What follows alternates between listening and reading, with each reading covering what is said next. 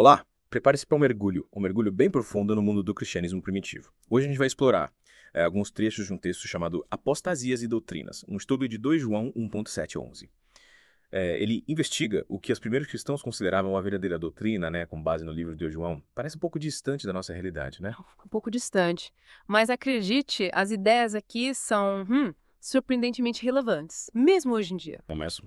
Interessante. Que ideias seriam essas? Conta pra gente. Olha, por exemplo, a busca pela verdade. O texto, ele enfatiza a importância, né, de a gente conseguir discernir as experiências espirituais genuínas daquelas que são simplesmente emocionais ou psicológicas. Ah, é verdade? Algo que a gente ainda luta hoje, né? Você não acha? Sem dúvida. No nosso mundo, né, com tanta informação, tanta busca espiritual, é fácil a gente se perder em coisas que parecem profundas, mas que, no fundo, né, carecem de uma base real. Por onde a gente começa a nossa análise? O que seria apostasia, afinal? E por que era uma questão tão importante, né, naquela época? Bom, o texto deixa claro que a apostasia ela vai além de simplesmente abandonar a fé. Na verdade, se trata de você abraçar ativamente ensinamentos e ações que vão contra os princípios básicos do cristianismo, né? Então não é só dizer, eu não acredito mais. É tipo, promover ideias que contradizem a doutrina, é isso? Exatamente. O texto ele aponta, né, para crenças e ações específicas como exemplos de andar em erro, né? Como negar a encarnação física de Jesus. É. Inclusive, ele chega a conectar esses ensinamentos a doutrinas de demônios, influenciadas por espíritos enganadores. Doutrina de demônios, nossa, parece intenso. Por que essa ênfase negar a encarnação física de Jesus? O que tornava esse ponto tão crucial para eles? Eu acho que isso vai no cerne da compreensão deles sobre quem Jesus era, né? E qual era a missão dele. Aham. Negar a encarnação física seria meio que minar todo o ministério terreno de Jesus, né? E a importância do sacrifício dele. Entendi. Então não é só um detalhe biológico, mas as implicações teológicas, né? Exatamente. Desafia a ideia de que Jesus era totalmente Deus e totalmente humano, que era central para as crenças dele. E o texto vai além. Ele argumenta que aqueles que não nasceram de novo em Cristo, eles são guiados pela sua natureza pecaminosa, o que leva a uma incompreensão fundamental, né, das questões espirituais. Essa ideia de nascer de novo me parece fundamental aqui. Como esse conceito se conecta à compreensão deles sobre a verdadeira fé? É um ponto central, com certeza. E se relaciona com a distinção que o texto faz entre experiências espirituais, né, e da alma. Ele adverte contra, né, a gente atribuir significado espiritual a coisas que são puramente emocionais ou psicológicas. Então, tipo, sentir-se profundamente tocado por algo não significa necessariamente que seja uma experiência espiritual genuína. Exato. O texto ele enfatiza que a verdadeira conexão com Deus ela se dá apenas por meio de Cristo. E essa transformação, né, essa mudança interior, ela é crucial para a compreensão e adesão à verdadeira doutrina. É nesse ponto que a conversa fica ainda mais interessante. Você mencionou a verdadeira doutrina. Qual a importância dela nesse contexto? O texto usa uma passagem de Tito 1.9 para destacar o poder da sã doutrina, né, para guiar os crentes e refutar aqueles que se opõem à verdade. A verdadeira doutrina era vista como uma bússola, né? E um escudo que fornecia uma estrutura para entender o mundo, tomar decisões morais e defender as suas crenças contra aqueles que as desafiavam. Mas como eles determinavam o que constituía a verdadeira doutrina, parece um processo assim bastante subjetivo. É uma pergunta que gerou incontáveis debates ao longo da história cristã. O próprio texto aponta para as escrituras como a autoridade máxima, mas, né, mesmo assim, há espaço para interpretação. Eles reconheciam que nem todas as alegações espirituais eram legítimas, né, e que algumas eram ativamente prejudiciais. Então é como se eles estivessem desenvolvendo um sistema para examinar as alegações espirituais e identificar ideias potencialmente perigosas. Eu acho que essa é uma avaliação justa. Eles entendiam que os riscos eram altos, que abraçar falsos ensinamentos poderia levar as pessoas para longe do verdadeiro caminho. E é aqui que o conceito de verdadeira doutrina volta à tona, né? Para agir como um antídoto para essas ideias perigosas. Exatamente. Eles viam a adesão à verdadeira doutrina como a melhor defesa contra esses espíritos enganadores. E doutrinas demoníacas. Era uma forma de salvaguardar a integridade da fé e garantir que as pessoas estivessem seguindo o caminho certo. Falando em seguir o caminho certo, o texto menciona o batismo. Qual é a relação entre o batismo e toda essa discussão sobre experiências espirituais versus as da alma? Esse é um ponto fundamental. O texto sugere que, na igreja primitiva, o batismo e a iluminação estavam profundamente conectados. Eles viam o batismo na morte de Cristo como uma profunda transformação espiritual. uma mudança das trevas para a luz. Então não era apenas um ritual simbólico, mas uma mudança real no ser da pessoa. Sim, é sobre deixar para trás uma vida dominada pela alma, né, e abraçar a vida de Cristo. E essa transformação, de acordo com o texto, é crucial para a compreensão e adesão à verdadeira doutrina. Espera um pouco. Isso significa que a alma simplesmente deixa de existir. Não necessariamente. É mais sobre a alma deixar de ser a força motriz na vida da pessoa. Trata-se de se alinhar com a vontade, né? E com o Espírito de Cristo. Faz sentido, é uma mudança que guia suas escolhas e ações, né? Exatamente. E essa transformação, de acordo com o texto, é crucial para a compreensão e adesão à verdadeira doutrina. Mas ainda há muito a explorar sobre esse tema. Com certeza. Acho que desvendamos bastante coisa nessa primeira parte do nosso mergulho profundo. Mas ainda temos muito a discutir, certo? Sem dúvida. Na próxima parte, a gente vai se aprofundar nas implicações dessas ideias, explorando como elas podem ressoar com a nossa própria busca moderna por verdade e significado. Mal posso esperar. Até a próxima parte da nossa imersão no cristianismo primitivo. Retomando a nossa conversa, né, sobre o cristianismo primitivo, é intrigante como esse texto conecta a ideia de apostasia com a rejeição da encarnação física de Cristo. Isso me faz questionar por que essa era uma questão assim tão importante para eles. Sim.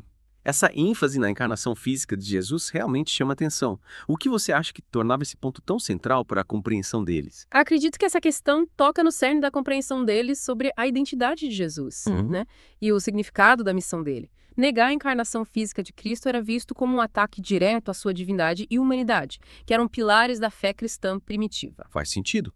Se Jesus não fosse realmente humano, como poderia ter sofrido e morrido por nós, né? E se não fosse divino, como poderia nos salvar? Exato. A encarnação física de Jesus era fundamental para a crença na sua capacidade de realizar a salvação da humanidade.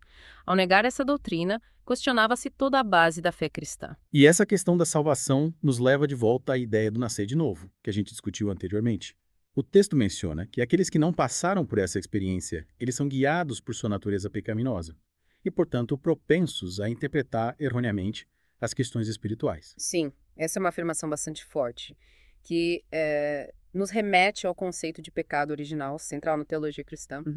Eles acreditavam que a natureza humana caída, manchada pelo pecado, né, desde a queda de Adão, impede a compreensão plena das verdades espirituais sem a intervenção divina. Então, como se a gente precisasse de uma renovação espiritual para realmente enxergar as coisas com clareza.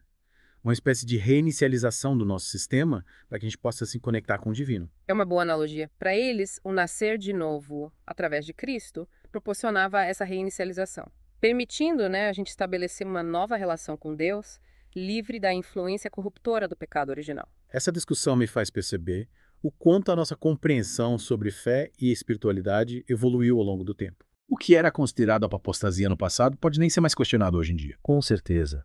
E isso destaca a importância, né, da gente levar em conta o contexto histórico ao estudar, né, textos religiosos. O que pode parecer rígido ou extremo para nós hoje fazia total sentido dentro da realidade do cristianismo primitivo. E também nos faz apreciar a complexidade dessas questões. Há tantas nuances e camadas de interpretação envolvidas. Sem dúvida. Por isso é tão importante a gente abordar esses textos com um olhar crítico, reflexivo, ao invés de simplesmente aceitá-los ao pé da letra. Falando em olhar crítico, os alertas do texto sobre espíritos enganadores e doutrinas de demônios me chamaram a atenção.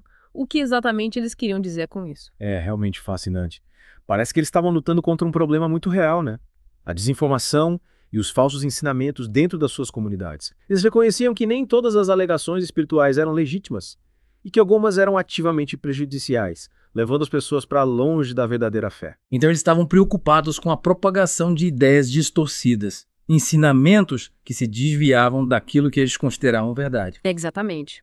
E essa preocupação se intensificava pelo fato de que, naquela época, o cristianismo ainda estava se consolidando como religião. A presença de falsos mestres, né, e ensinamentos heréticos representava uma ameaça real à unidade e à identidade da igreja primitiva. E é nesse contexto que a ênfase na verdadeira doutrina se torna ainda mais crucial, certo? Era como um escudo contra essas influências enganosas. Com certeza. Para eles, aderir à verdadeira doutrina era a melhor forma de se proteger contra os espíritos enganadores. E as doutrinas de demônios era uma forma de garantir que os cristãos permanecessem firmes na fé, né?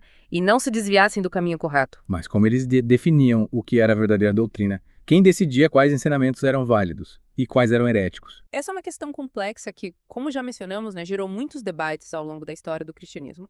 No texto que a gente está analisando, a autoridade máxima reside nas escrituras sagradas.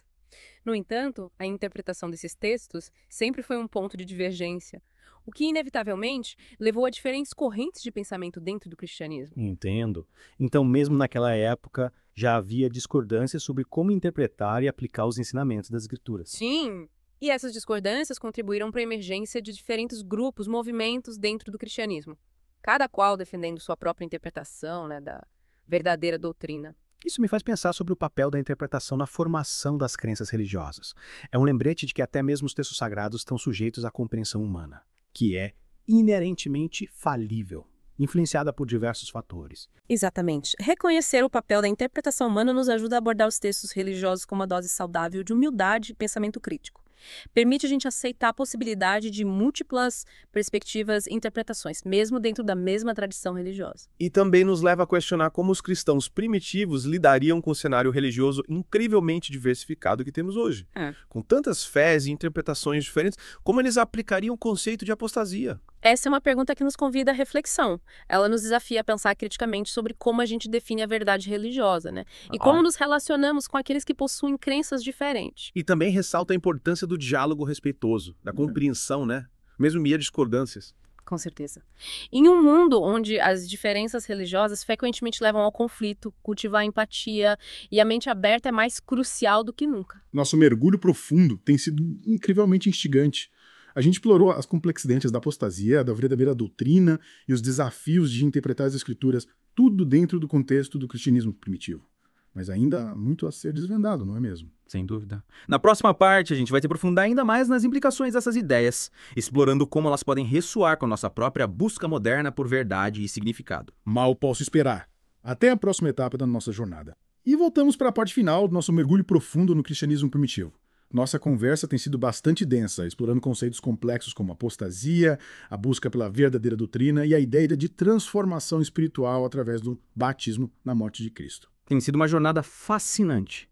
E o que me impressiona é como esse texto antigo, mesmo inserido em um contexto histórico específico, aborda temas que ainda ressoam com a nossa busca por verdade e significado nos dias de hoje. Sim, é incrível como essas questões transcendem o tempo e continuam a nos desafiar. Mas como podemos aplicar essas ideias em um mundo tão diferente daquele vivido pelos cristãos primitivos? Acho que a chave está em extrair os princípios essenciais, né? E adaptá-los à nossa realidade.